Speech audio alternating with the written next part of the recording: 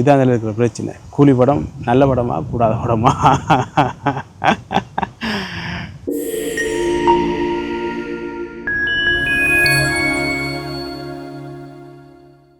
Super star ரஜினிகாந்தினுடைய நடிப்பில் லோகேஷ் கனகராஜனுடைய இயக்கத்தில் வெளியாகி இருக்கிற கூலி படம் தொடர்பாக என்னுடைய அனுபவத்தை பகிர்ந்து கொள்ள போகிறேன். நான் ஆரம்பத்திலேயே சொல்லிடுறேன், இது கூலி படம் தொடர்பான ஒரு விமர்சன பதிவு கிடையாது. என்னுடைய அனுபவமும் என்னுடைய கருத்து மாத்திரம்தான். நான் இந்த படத்தை பார்க்குற நேரத்தில் எப்படி அதை நான் உணர்ந்து கொண்டேன் என்றதை நான் உங்களோட பகிர்ந்து கொள்கிறேன். வவுனியாவில் கூலி படம் வெளியாக இல்லை. இப்போ நாங்கள் கூலி படம் பார்க்குறதுக்காக யாழ்ப்பாணம் வந்திருக்கிறோம். யாழ்ப்பாணத்தில் இப்போ எங்களுக்கு 2:30க்கு காட்சி இருக்குது. இப்போ போக வேணும். அதுக்கு முதல்ல சாப்பிட்டுட்டு போகலாம்னு சொல்லி ஒரு கடைக்கு வந்திருக்கோம்.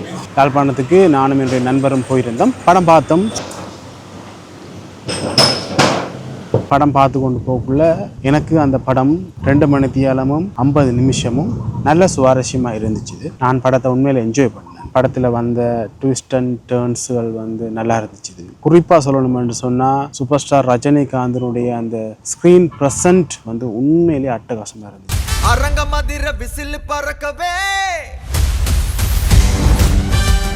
என்னோட படம் பார்க்க வந்த என்னுடைய நண்பருக்கும் இந்த படம் பிடிக்கல. என்ன படத்தை எடுத்து வச்சிருக்காங்கன்னு தான் அவர் கேட்டார். சுத்தமாக அவருக்கு பிடிக்கல. ஆனால் என்னவோ தெரியல, எனக்கு படம் பிடிச்சிருக்குது. அந்த படத்தில் அவ்வளோ ஒரு ஈர்ப்பு இருந்ததா நான் உணர்றேன். ஆனால் படம் பார்த்துட்டு வெளியால் யோசிக்கிற நேரத்தில் பிள்ளைகள் இருக்கத்தான் செய்யுது. இந்த படம் 4 பேரை சுற்றி நகருது. முக்கியமாக சூப்பர் ஸ்டார் ரஜினிகாந்த், அடுத்ததாக சத்யராஜ், சோபின், ஸ்ருதிஹாசன், இவ்வளோ பேரையும் சுற்றி தான் இந்த கதை நகருது. இதுக்கு மேலதிகமாக கொண்ட நாகார்ஜுனா இருக்கட்டும், உபேந்திராவாக இருக்கட்டும், அதே போல் அமீர் கானாக இருக்கட்டும், இவங்களை எல்லாத்தையும் என்னத்துக்கு இந்த படத்துக்குள்ளே கொண்டாந்தாங்கன்னு சொல்லி எனக்கு விளங்கல. உண்மையில அது ஒரு தேவையில்லாத விஷயமா. அதுவும் குறிப்பாக அந்த அமீர் கானுடைய பகுதி சுத்தமாக நல்லா இல்லை. தேவையில்லாத ஆணி என்று தான் சொல்லணும். அது ஒரு பேன் இண்டியா படமாக இதை கொண்டு வரதுக்காக இவ்வளவு ஸ்டார் காஸ்ட்டையும் போட்டுட்டா படம் ஓடிடும் என்று இவங்க நம்புகிறாங்கன்னு நினைக்கிறேன். ஆனால் உண்மையிலேயே கதையும் சுவாரஸ்யமாக இருக்க வேணும் என்றதான் முக்கியம். இந்த படத்தினுடைய பிரதானமான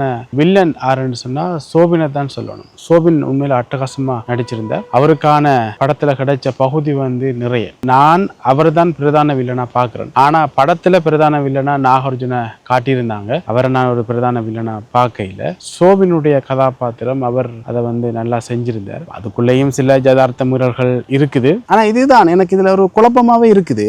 நான் திரையரங்கில் படம் பார்க்குற நேரத்தில் எனக்கு அந்த படம் பிடிச்சிருந்துச்சு.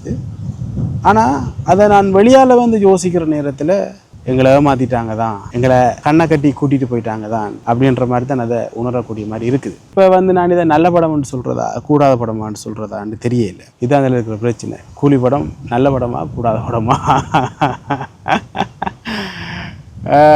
உண்மையில நல்ல படமா கூடாத படமான்னு சொல்ல இயலாது.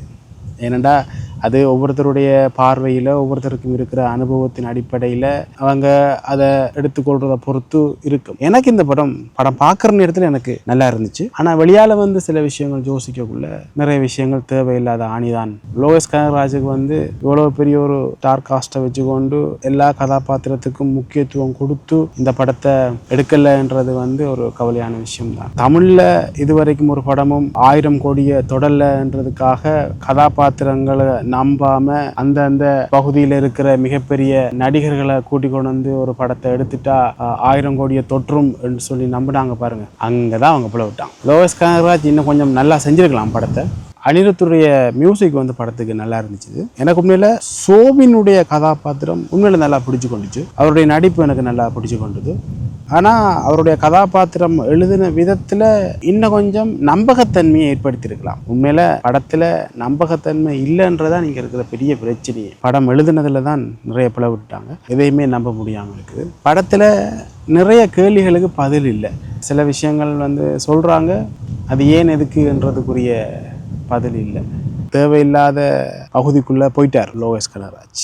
கதைக்குள்ளே அவர் நின்றுருக்கலாம். எடுத்துக்கொண்ட கதைக்களம் புதுசு இல்லை தான். கதைக்களம் புதுசு இல்லாதது பிரச்சனை இல்லை. அதை சுவாரஸ்யமாக சொல்லியிருந்தா எங்களுக்கும் அது நல்லா இருந்திருக்கும், வரலாற்றில் பதியப்பட்டிருக்கு. உதாரணத்துக்கு எனக்கெல்லாம் படையப்பா படம் நல்லா பிடிக்கும். அந்த படத்தை பற்றி நாங்கள் இன்றைக்கும் சிலாகிச்சு காய்ச்சி கொண்டிருப்போம். அப்படியான ஒரு படமாக நிச்சயம் இந்த கூலி படம் இருக்காது. காலத்தில் அப்படியே கடந்து போகக்கூடிய ஒரு படமாக தான் இந்த கூலி படம் இருக்கும் என்று நம்புகிறேன். ஆனால் திருப்பியும் சொல்லிடுறேன், அந்த 2 மணித்தியாலமும் 50 நிமிஷமும் நான் படத்தை வந்து ரசித்து பார்த்தேன். வெளியில் வந்து என்னுடைய நண்பரோடையும் நான் சண்டை பிடிச்சேன், இல்லை படம் நல்ல படம் தான் அப்படின்னு சொல்லி. ஆனால் பிறகு வீட்டை போயிருந்து படுக்கையில் அந்த படத்தை பற்றி யோசித்து கொண்டு இருக்கக்குள்ள இவ்வளவு பிழை இருக்கே படத்துல, இவ்வளவு யதார்த்த முறைகள் இருக்குது.